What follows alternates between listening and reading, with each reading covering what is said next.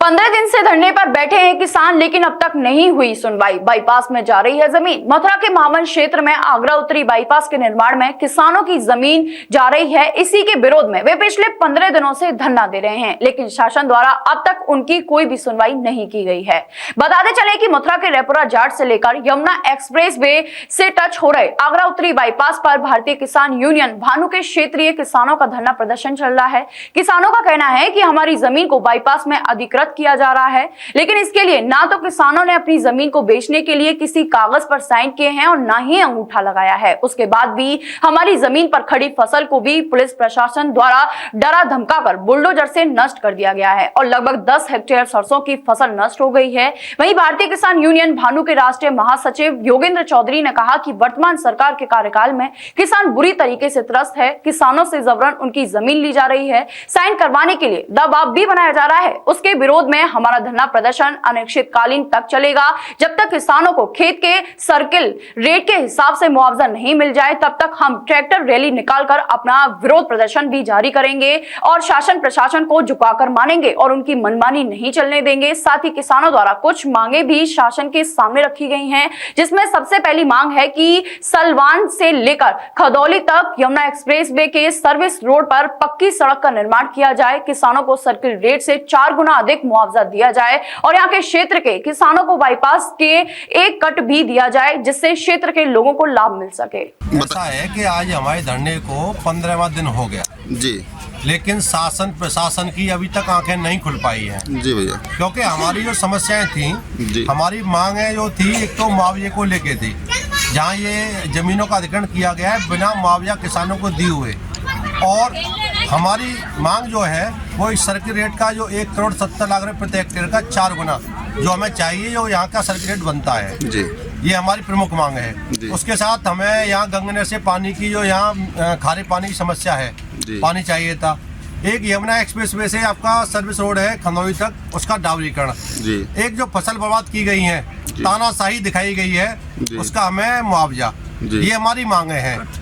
और कट एक उसमें हमारा कट भी है, जो हमें यहाँ किसानों को, हमें जब हमारी जमीनों का अधिग्रहण कर लिया और यहाँ आप हाईवे एक्सप्रेस निकाल रहे हैं और हमें कट नहीं देंगे तो हमें लाभ कहाँ मिलेगा उसका।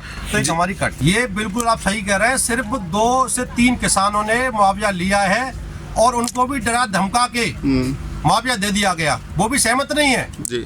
और बाकी किसी किसान ने मुआवजा नहीं लिया है। और एक बात और बता दूंगा पे, कड़ाके की सर्दी पड़ रही है जी। हमारी बुजुर्ग महिलाएं, यहाँ रात को हम लोग तंबू में रहते हैं, बुजुर्ग रहते हैं, उनके लिए रात को कल बुजुर्ग महिला खाना लेके आ रही थी, कोहरे की वजह से बाइक से उनका एक्सीडेंट हुआ है और उनको फ्रैक्चर आया है और कई लोगों का यहाँ कल स्वास्थ्य खराब हुआ है, जिसमें कई लोगों का बीपी डाउन भी हुआ है जी। तो ये बहुत सारी समस्याएं बढ़ रही हैं, लेकिन जिला प्रशासन सरकार सोए हुए है। लेकिन ये सोच ले, अगर हमारे किसी भी किसान को या हमारे किसी भी संगठन के पदाधिकारी को किसी भी तरह का कोई भी यहाँ दिक्कत आती है, स्वास्थ्य से संबंधित कोई भी किसी तरह परेशानी आती है, तो उसका जिम्मेदार जिला प्रशासन होगा, सरकार होगी, और उसे इसके लिए भुगतने के लिए वो तैयार रहें कि इसका खामियाजा भी उन्हें भुगतना पड़ेगा। ये मशीनों को ले जाना चाह रहे हैं यहाँ से, क्योंकि किसान यहाँ बैठा रहेगा और ये मशीन चलाते रहेंगे, ऐसा नहीं होने देंगे। एक भी मशीन यहाँ से नहीं जाएगी, अगर जाएगी तो वो किसान के ऊपर होके जाएगी, किसान को चल के जाएगी, अन्यथा कोई मशीन नहीं जाएगी। आगे का आपका प्लान क्या रहेगा? हमारा प्लान ये है, अभी हम लोग अपना क्षेत्र में ट्रैक्टर रैली निकालने वाले हैं, जिससे कि क्षेत्र में बहुत समर्थन दे रहा है, लेकिन लोगों को पता चले कि शासन प्रशासन कितना तानाशाही दिखा रहा है। और सारे लोगों का कहना यह है कि अगर शासन प्रशासन का यही रवैया रहा तो हम शासन के किसी व्यक्ति को न तो हम इस क्षेत्र में आने देंगे, न तहसील में उसको बैठने देंगे। वैसे प्रशासन का आदमी आपके पास लगातार जुड़े हुए हैं, संपर्क में हैं?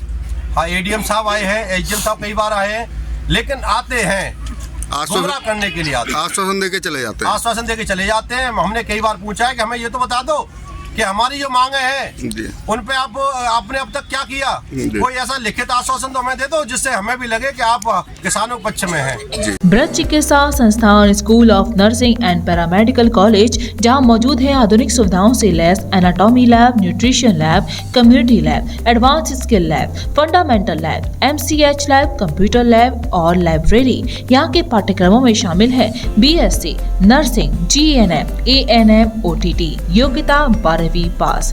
ब्रज चिकित्सा संस्थान मथुरा आपकी सेवा में सदैव तत्पर, जहाँ मिलेंगे आपको जनरल एवं लेप्रोस्कोपी सर्जन डॉक्टर सागर मित्तल, हड्डी एवं जोड़ रोग विशेषज्ञ डॉक्टर सौरभ बंसल, प्रसूति एवं स्त्री रोग विशेषज्ञ डॉक्टर नम्रता सिंह एवं डॉक्टर नेहा गर्ग, नाक कान एवं गला रोग सर्जन डॉक्टर अभिषेक जोशी, सामान्य रोग विशेषज्ञ डॉक्टर कुलदीप गोयल, नवजात शिशु एवं बाल रोग विशेषज्ञ डॉक्टर हिना गुप्ता, प्रसूति एवं स्त्री रोग एवं बाष्पन विशेषज्ञ डॉक्टर एकता थदानी सिंह, दंत एवं मुख रोग विशेषज्ञ डॉक्टर शिल्पी मंगला एवं डॉक्टर दीक्षा अग्रवाल, त्वचा एवं केश रोग विशेषज्ञ डॉक्टर संगीता शर्मा, होम्योपैथिक चिकित्सक डॉक्टर यतीन्द्र कुमार।